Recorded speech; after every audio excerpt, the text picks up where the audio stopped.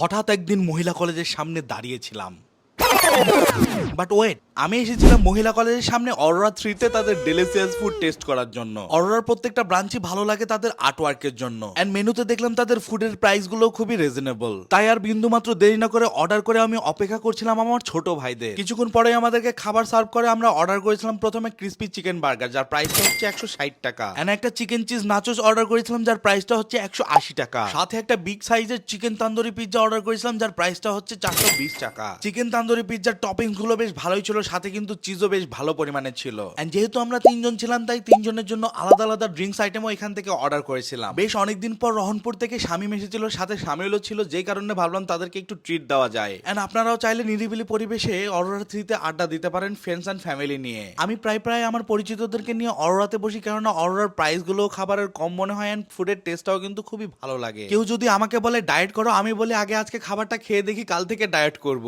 আপনারাই বলেন এত টেস্টি ডেলিসিয়াস খাবার ছেড়ে কি ডায়েট করা সম্ভব? এন্ড তাদের পিৎজাটা দেখতে এমন লাগছে যেন মনে হচ্ছে আমায় বলছে খাও খাও আমাকে।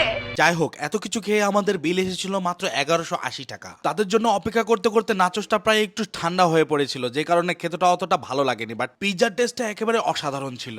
আপনার কাছে কোন অরোরাটা বেস্ট মনে হয় তা অবশ্যই কমেন্ট করে জানাবেন। সো আজকের ভিডিও এতটুকুই, সবাই ভালো থাকবেন, থ্যাংক ইউ সো মাচ।